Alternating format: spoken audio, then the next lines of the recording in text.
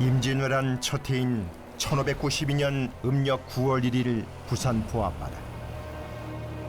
대규모 함대가 이 바다에 나타났다.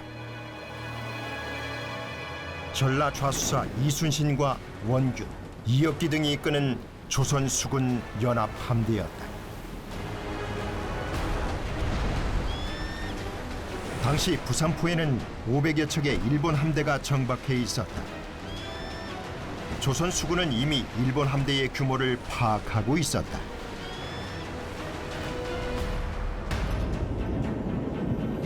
조선 함대는 거침없이 부산포로 진격해 들어간다.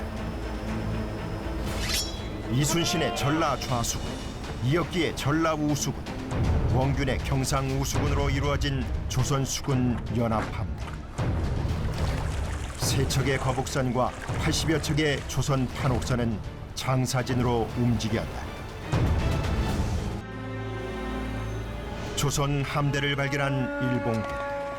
모든 전선을 포구에 묶어둔 채 주력군은 육지로 올라갔다. 그리고 6군데로 진을 나누어 응전태세를 갖췄다. 일본 함대는 3군데로 나뉘어 정박하고 있었다. 조선 함대의 선봉은 거북선이었다. 육상에서 공격해오는 일본, 해상의 조선 수군에게는 불리한 여건이었다. 발포하라! 조선 수군은 포격전으로 맞섰다.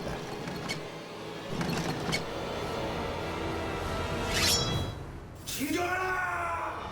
마침내 시작된 부산포 해전. 임진년 최대 규모의 해전이었다.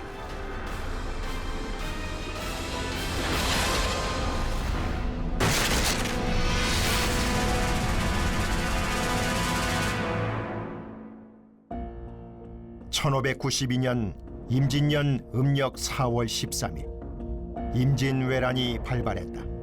9개 부대로 나누어 부산에 상륙한 16만여 일본군. 일본 육군은 3갈래로 나뉘어 한양으로 진격. 단 20일 만에 조선의 도성을 함락했다. 유례를 찾기 힘든 빠른 진격이었다.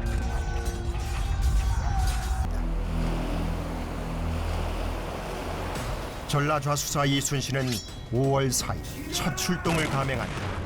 첫 출전에서 3번의 해전을 치른 조선 수군은 44척의 일본 전선을 격침시켰다. 이어진 2차 출동에서도 대승을 거뒀다.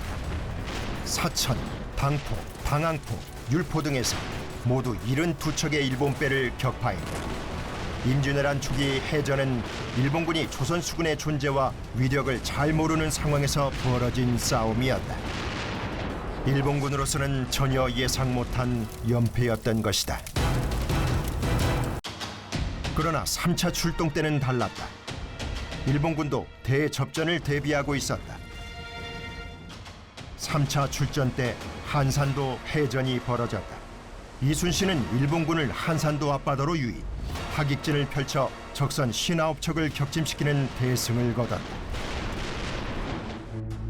전황의 변화가 감지됐다. 곳곳에서 후퇴하는 일본군들이 목격됐다. 선조는 이들에 대한 공격 명령을 내렸고 이순신은 전라 우수사 이혁기 부대를 불렀다.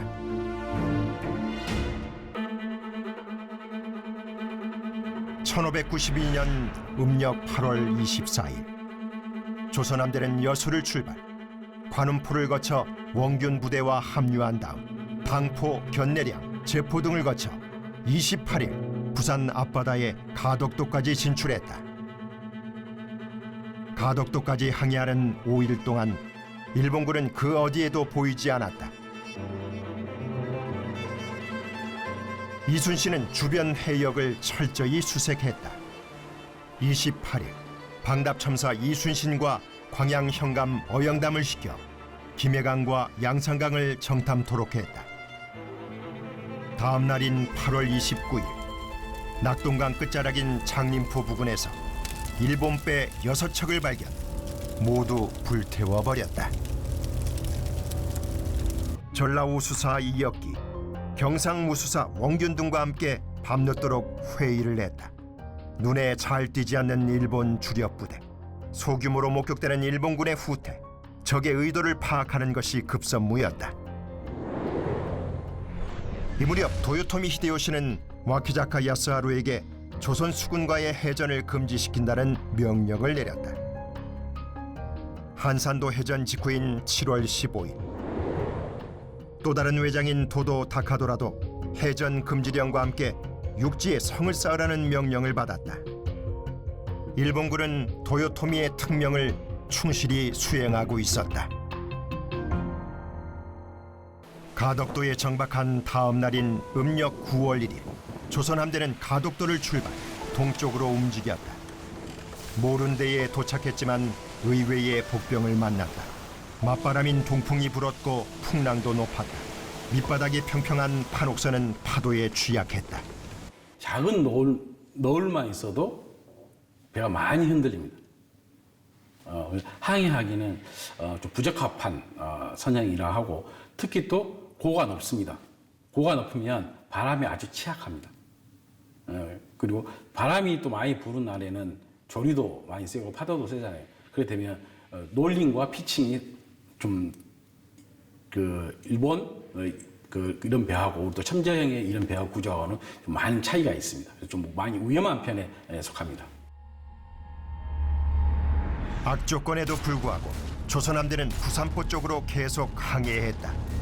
시간이 지나면서 일본군이 발견되었다. 곳곳에서 접전이 벌어졌다. 그러나 소규모 일본군은 조선 수군의 상대가 되지 못했다. 일본군은 도주하기에 급급했다. 화준구미에서 일본 전선 5척, 다대포에서 8척, 서평포에서 9척, 절영도에서 2척의 일본 전선을 격침시켰다. 그러나 일본의 주력군은 어디에도 보이지 않았다. 일본군은 대규모 조선 수군의 출현을 알고 있었을까? 이순신은 절영도 수색을 명령했다. 조선 수군은 절영도를 샅샅이 수색했다. 그러나 절영도에도 일본군은 보이지 않았다. 이순신은 수색 범위를 넓혔다. 부산포 안쪽 바다까지 수색하도록 했다. 조선군은 해안선과 바다를 철저히 수색했다. 곧 놀라운 첩보가 올라왔다. 부산포에 외선 500여 척이 정박하고 있다는 것이었다. 부산포의 일본 함대는 모두 세 무리로 나뉜 채 정박하고 있었다. 일본군은 왜 함대를 분산 배치하고 있었던 것일까? 당시 부산포의 일본군 규모는 얼마나 됐을까? 일본 측 기록인 속 군서 유종에는 앙골포 해전에서 참전했던 쿠키 요시다가 카토 요시아키 등이 부산포로 도망갔다고 돼 있다. 한산 해전에서 패한 와키자카 야스하루도 기메를 거쳐 부산포로 이동했다. 일본 수군의 주력 부대 전체가 부산포에 주둔하고 있었던 것으로 추정할 수 있다. 먼저 파악해 보기로 했다. 19세기 동래부 그림. 지금의 자성대를 부산진성으로 표기하고 있다. 그러나 임진왜란 당시 부산진성은 지금과는 다른 곳에 위치하고 있었다. 1953년 미 해군지도. 부산진성 동쪽에 산이 보인다.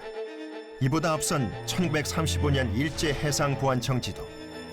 역시 부산진성과 그 동쪽의 산줄기를 파악할 수 있다.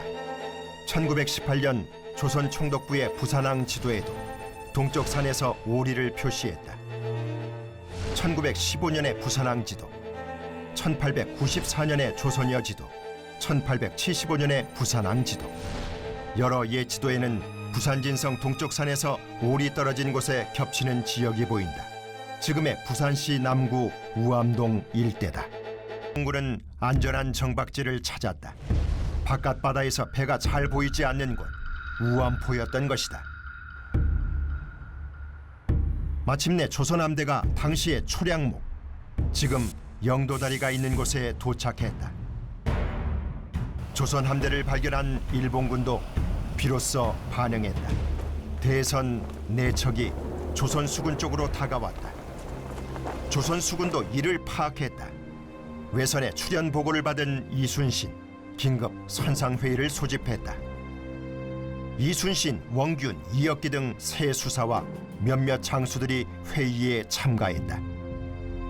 그들은 대규모 외선이 있는 부산포를 공격할 것이냐 말 것이냐로 경론을 벌였다. 의견은 분분했다. 이순신은 왜 싸우자고 주장했을까? 그의 장계인 사도 부산파 승척계본에 그 이유가 잘 남아있다. 지금 군사를 되돌리면 왜적이 우리를 멸시할 것이므로 공격해야 한다고 했다. 나머지 장수들도 이순신의 주장에 동조했다. 이순신은 지체 없이 공격 명령을 내렸다. 500여 척의 적선을 향한 과감한 공격.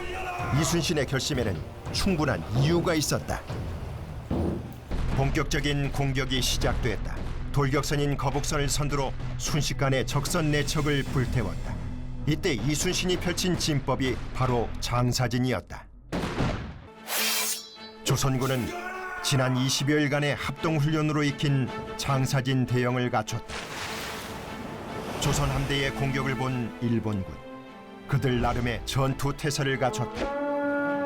함대를 3군데로 분산 정박시킨 일본군은 모두 산으로 올라갔다. 그런다 6군데의 방어진지를 구축하고 공격해왔다.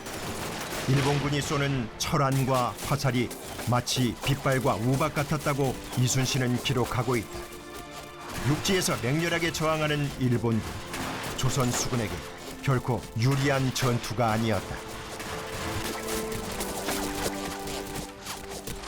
일본군은 노획한 조선 무기와 조선인까지 동원하면서 저항했다. 그러나 조선 수군은 한치도 물러서지 않았다. 이순신은 장사진으로 돌격하여 전투를 치렀다고 기록했다. 장사진은 함대를 일렬로 구성한 다음 포구 안으로 들어가면서 공격하고 돌아 나오면서 다시 공격하는 것으로 알려져 있다. 3시간 동안 100여 척의 적선을 깨트린 부산포해, 거북선과 선봉부대의 파상 공격으로 적자는 혼란에 빠진 일본 함대. 당시 일본 함대는 3군데로 나뉘어 정박하고 있었다.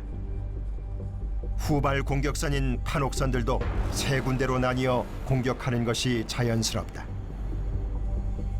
적함이 3군데로 나뉜 것을 직접 확인한 후에는 진법의 변화가 불가피하지 않았을까. 그리고 주력 무기인 총통을 장사진으로 움직이면서 안정적으로 발사하는 것은 쉽지 않은 일이었다. 배가 움직이는 상태에서 옆으로 포를 발사하는 것이 쉽지 않다는 뜻이다. 총통의 정확도를 높이기 위해서는 장사진에서 다른 진법으로의 변화는 불가피했을 것이다. 그리고 또 하나의 문제가 있다.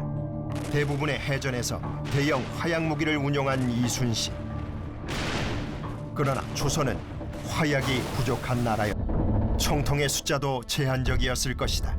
전쟁의 여파로 총통을 충분히 만들 수 있는 철의 공급이 원활하지 못했기 때문이었다. 판옥선의 포문은 모두 44개. 모든 포문에 총통을 설치하지는 못했을 것으로 보인다. 3시간 전투에 100여 척의 적선 격침, 거리를 두고 화포를 운영했을 장사진으로는 불가능한 전과이지 않을까. 장사진뿐만 아니라 근접전도 불사했을 부산포 해전. 입체적인 전술을 구사했을 것으로 추정된다. 싸움은 거북선과 선봉부대의 돌격으로 시작되었다. 그 뒤를 판옥선 함대가 장사진으로 뒤따랐다. 3군데의 적 함대를 향하던 판옥선들의 진법이 장사진에서 전투를 위한 일자진으로 변형됐을 것이다. 뱃머리에 장착된 총통을 발사한 다음 배를 90도로 돌려서 측면의 다양한 포탄들을 동시다발로 쏘았을 것이다. 조란탄을 포함한 조선 수군의 다양한 포탄에 일본군은 무너져갔다. 치열했던 전투 막바지, 녹도만호 정운이 전사했다. 대철안이 그의 이마를 뚫었다고 이순신은 보고했다. 근거리에서 적진 깊숙이 들어간 정훈 장군을 쓰러뜨린 일본의 무기는 무엇이었을까? 당시 일본군이 보유했던 대통, 즉 오오즈츠로 추정된다. 구경 약 4cm의 사거리 200m 이상으로 조선 총통에는 미치지 못하지만 위협적인 대형 화기였다. 과 전개에는 어떤 영향을 끼쳤을까? 부산포 해전은 사실상 임진왜란을 멈추게 했다. 일본의 전쟁 기지인 부산포를 직접 공격하여 그들의 병참 기지를 파괴하고 보급망에 큰 타격을 입혔던 것이다. 임진왜란 첫 해, 이순신이 치렀던 가장 큰 전투인 부산포 해전. 그러나 한산, 명량, 노량 등의 다른 해전에 비해 부산포 해전은 사람들에게 기억조차 되고 있지 않다.